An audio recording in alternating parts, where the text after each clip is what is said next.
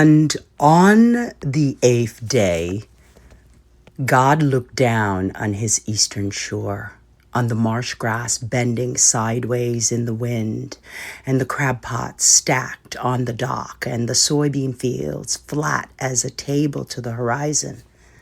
And he said, I need somebody who'll get up before the gulls do. So God made a waterman. God said, I need somebody who'll stand on a deck in January with his hands cracked open from the cold and the salt and pull the same line he pulled yesterday and the day before, not knowing what's on it till it breaks the surface. And when it's empty, go out again tomorrow anyway. So God made a waterman.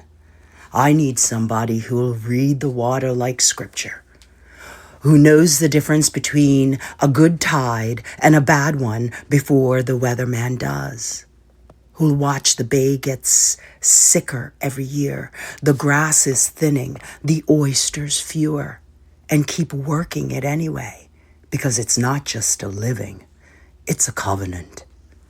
So God made a waterman.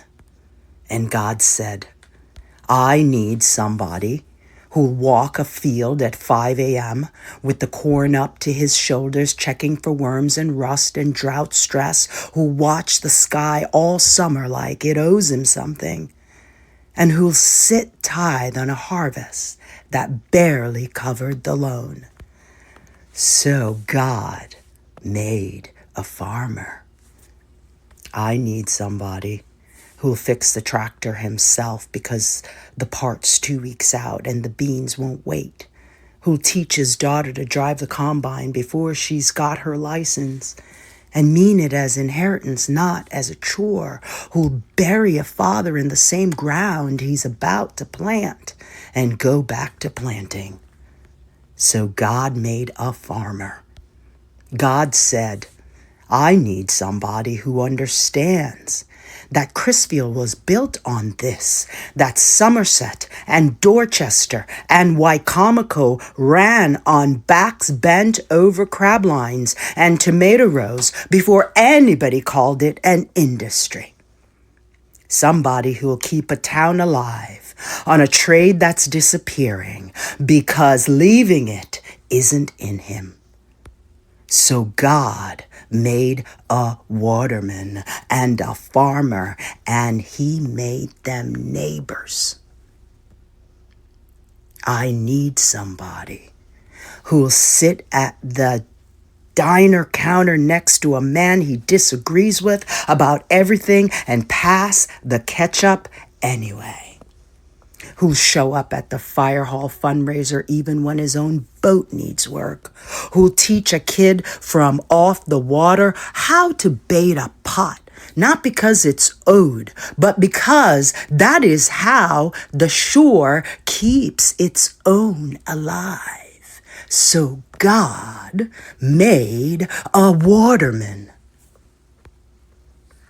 And on that last day of that 8th day, God looked at the marsh and the field and the 2 men standing in the same gray light, and he said, I need this to last. I need somebody who'll do it again tomorrow. Not because it's easy, but because somebody has to hold the line between what this place was and what it is about to lose. So God made a waterman and a farmer, and he gave them Delmarva to keep. Thank you for joining me here on the Daily Acorn. I'm your host, Shauna Kearsley, and you obviously recognize the rhythm and the beats of this poem. It's a Paul Harvey, and we all love him. And so this is my ode to Harvey. God made a farmer, a waterman, and he gave them to Delmarva to keep. Let's take care of each other, community. I love you. This is Shauna Kearsley, Daily Acorn on Acorn Bay, Ocean City, Maryland, right on the water.